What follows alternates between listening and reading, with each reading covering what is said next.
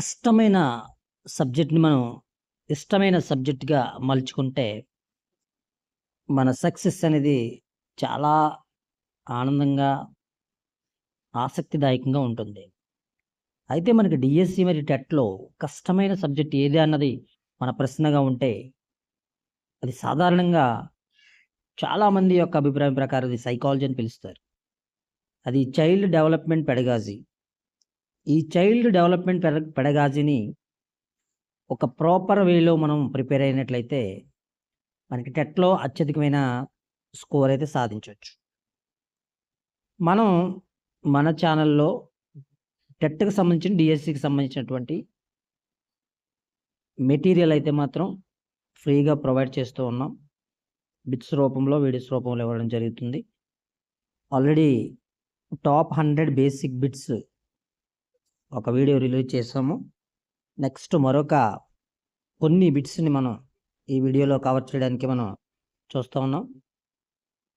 ప్రజ్ఞ అంటే సమస్య పరిష్కార సామర్థ్యం. ప్రజ్ఞను తీర్పు శక్తిగా నిర్వచించిన వాడు బినెట్. వ్యక్తిత్వం అంటే సమగ్ర లక్షణాల సమాహారం. ట్రైట్ థియరీ ఎవరిది? ఆల్బర్ట్. పర్సనాలిటీ ఫ్యాక్టర్స్ ఎవరిది? క్యాటెల్. ఇంట్రావర్ట్ అనేది ఎవరికి సంబంధించి? ఇంట్రావర్ట్ అనగా ఒంటరిగా ఉండే వాళ్ళని ఇంట్రావర్ట్ అంటారు. ఎక్స్ట్రావర్ట్ అంటే సమాజంలో కలిసే వాళ్ళని ఎక్స్ట్రావర్ట్ అంటారు. యాంబివర్ట్ అంటే రెండు లక్షణాల సమ్మేళనాలు. ఒంటరిగాను ఉంటారు, సమాజంలో కూడా కలుస్తారు. వారిని యాంబివర్ట్ అంటారు. లెర్నింగ్ను ప్రభావితం చేసేది ఏంటి? ఆసక్తి. మరి బిహేవియర్ను ప్రభావితం చేసేది వైఖరి. అభిరుచి అంటే ఏంటి? ప్రత్యేకమైన ఆకర్షణ. యాప్టిట్యూడ్ని ఏం సూచిస్తుంది? భవిష్యత్ విజయాన్ని సూచిస్తుంది. అచీవ్మెంట్ టెస్ట్ ఏం కొలుస్తుంది? నేర్చుకున్నది, నువ్వేమైతే నేర్చుకున్నావో, ఎంతవరకు అయితే నేర్చుకున్నావో అది అచీవ్మెంట్ టెస్ట్ అనేది కొలుస్తుంది. యాప్టిట్యూడ్ టెస్ట్ ఏం కొలుస్తుంది? భవిష్యత్ సామర్థ్యాన్ని కొలుస్తుంది. పర్సనాలిటీ టెస్ట్ ఏం కొలుస్తుంది? వ్యక్తిత్వాన్ని కొలుస్తుంది. ఇంక్ బ్లాట్ టెస్ట్ ఎవరిది? రోషాక్. ట్యాట్ రూపొందించిన వాడు ముర్రే. క్రియేటివిటీ ప్రధాన లక్షణం ప్రవాహం.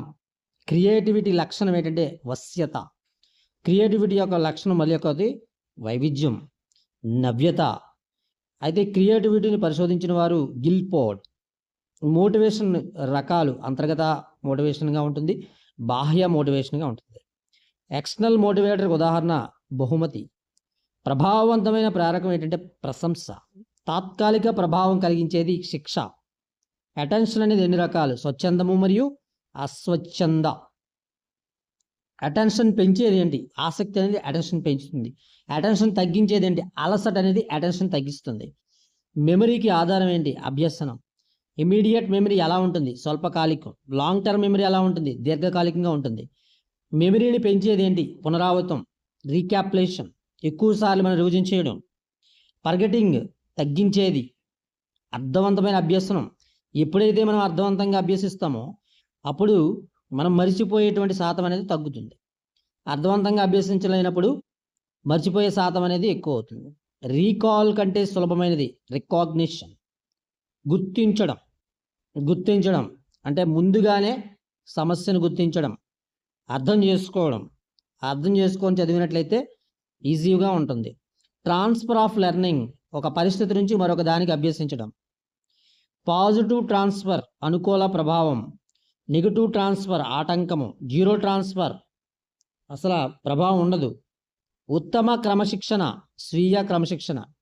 ఏది ఉత్తమమైనటువంటి డిసిప్లిన్ అంటే సెల్ఫ్ డిసిప్లిన్. ఉత్తమ డిసిప్లిన్ పద్ధతి ప్రజాస్వామ్య పద్ధతి. గైడెన్స్ అనేది స్వభావం, నిరంతరమైన ప్రక్రియ ఉండదు. ఎడ్యుకేషనల్ గైడెన్స్ ఉపయోగం ఏంటంటే విద్యాభివృద్ధి అనేది జరుగుతుంది. వొకేషనల్ గైడెన్స్ యొక్క ఉపయోగం ఏంటంటే వృత్తికి ఎంపిక. పర్సనల్ గైడెన్స్ ఉపయోగం అంటే వ్యక్తిగత సమస్యలు. కౌన్సిలింగ్ స్వరూపం ముఖాముఖి సంబంధం. టీచర్ ఎలా ఉండాలి? మార్గదర్శకుడిగా ఉండాలి. మెంటల్ హెల్త్ సూచిక ఏంటంటే సమతుల్య వ్యక్తిత్వం. లెర్నింగ్ను ప్రభావితం చేసేది ఆందోళన. ఫ్రస్ట్రేషన్ కారణం ఏంటి? లక్ష్య సాధనలో ఆటంకం కలిగినప్పుడు ఫ్రస్ట్రేషన్ వస్తుంది. కాన్ఫ్లిక్ట్ ఫలితం ఏంటి? కాన్ఫ్లిక్ట్ రావడం వల్ల ఏంటవుతుంది? మానసిక ఒత్తిడి పెరుగుతుంది. అప్రోచ్ కాన్ఫ్లిక్ట్లో ఏం జరుగుతాయి? రెండు మంచి ప్రత్యామ్నాయాలు. అవాయిడెన్స్ కాన్ఫ్లిక్ట్ రెండు చెడు ప్రత్యామ్నాయాలు. అప్రోచ్ అవాయిడెన్స్ కాన్ఫ్లిక్ట్స్లో మంచి చెడు అంశాలు. డిఫెన్స్ మెకానిజం ఎవరిది? Sigmund Freud. రెప్రెషన్ అంటే ఏంటి? దమనం. అండ్ ప్రొజెక్షన్ అంటే ఏంటి? ప్రక్షేపణ. రేషనలైజేషన్ అంటే హేతుబద్ధీకరణ. కాంపన్సేషన్ అంటే పూరణ. ఫ్రెండ్స్, మన వీడియో చేస్తే లైక్ చేయండి, షేర్ చేయండి, సబ్స్క్రైబ్ చేయడం మర్చిపోవద్దు. మీ friends and family members share చేయమని హృదయపూర్వకంగా విజ్ఞప్తి చేస్తున్నాం.